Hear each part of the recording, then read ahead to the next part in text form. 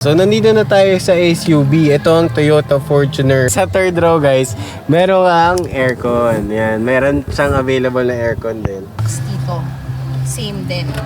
Tapos sa Toyota Fortuner guys, meron na rin siyang Eco and Power mode. Yan, tapos kahit na entry level tong unit na to is nakaano na siya. May multi-information display na rin siya dito.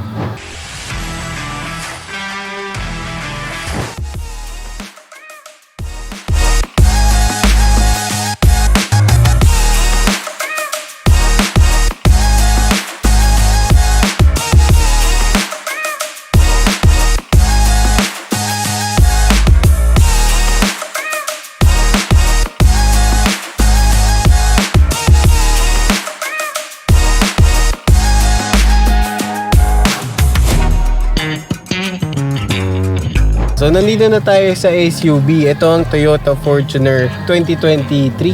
Yes. Ayun. Magkano ang pinaka-budget para makakuha ng Toyota Fortuner? 1,828,000. Naka-Fortuner ka na automatic. Yun yung pinaka-entry level ng Yes. Fortuner. Fortuner G. Ito yung kung nasan tayo ngayon. Yes. So ito siya guys. Ito yung pinaka-entry level ng Fortuner. Yan. Kung makikita nyo, yung sabi ko nga kanina, Innova, Hilux, at itong Fortuner, same lang sila ng frame. Same lang sila lahat. Ganyan din yung configuration.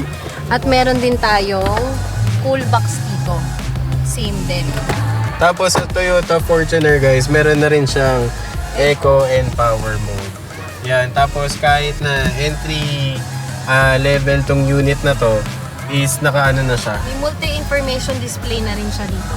Ano ang difference nito sa sa top of the line? Ang top of the line natin is yung LTD. LTD is naka-push start engine na. Mas bigger ang monitor niya. At ang speakers nun naka-JBL. Pero solid na rin JBL ang naman to. speakers ng top of the line. Yes, LTD natin. Oo nga no, ang basic nga nung ano. Sobra. Parang Innova lang din yung itsura, tinan mo. Yan, syempre, ang importante yung cup holders, napakadami.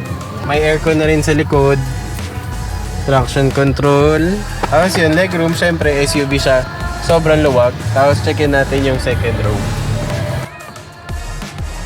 Sa second row natin guys, kahit na naka-recline yung sa first row, malaki pa rin yung legroom niya. Tapos nare-recline din tong upuan dito. Plus, meron siyang sari-sariling aircon. Yan.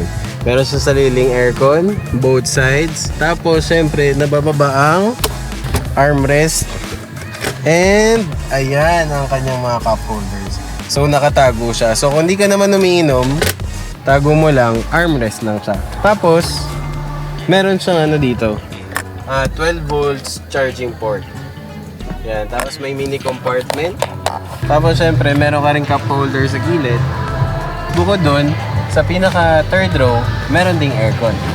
Sa third row guys, meron ang aircon. Yan, meron siyang available na aircon din. Tapos, syempre, meron kang mga cup holder sa likod. Yun nga lang, ang difference ito guys, hindi ganun kalaki ang legroom niya sa third row. Hindi tulad ng Innova, mas malaki yung kanyang legroom.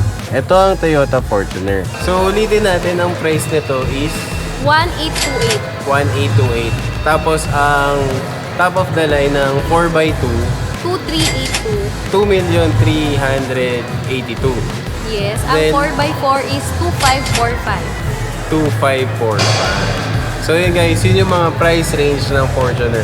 Para mas makita nyo, mas ma-explore nyo, ini-invite ko kayo na mag-visit dito sa Toyota Alabang. Hanapin nyo lang si Marion. Marion, paano ka ba nila makakontakt? Pwede nyo akong makontak sa Facebook page ko, Marion Kerubin Toyota Alabang. Ang number ko is 0999-346-4294. Ang Viber ko is 0975-196-1769. Tapos, for example, kukuha sila ng unit dito. Ano ang pwede nilang makuhang freebies? Loaded tayo with freebies dito. Aside sa usual nating freebies na tint, matting, seat cover, bibigay din kami ng libreng umbrellas. Hindi isa, hindi dalawa. 5 umbrellas. 5 umbrella? Yes. Basta pag saan kayo kumuha, sure yan. Pinakamababa, 5. Promise ko yan. Para pala si Kuya Will to. early warning device. Ayan. Ako nagbibigay ako ng car care kit. Ayan. Keychain, Toyota keychain. Tsaka air dispenser para bagong kotse mabango. Maraming salamat, Marion. Thank you so Thank much. you. Hanapin niyo lang si Marion, guys. Again, this is Motorista. Lagi nagpapaalala, ride safe palagi at iwasan maging kamote sa daan. Paalam, guys.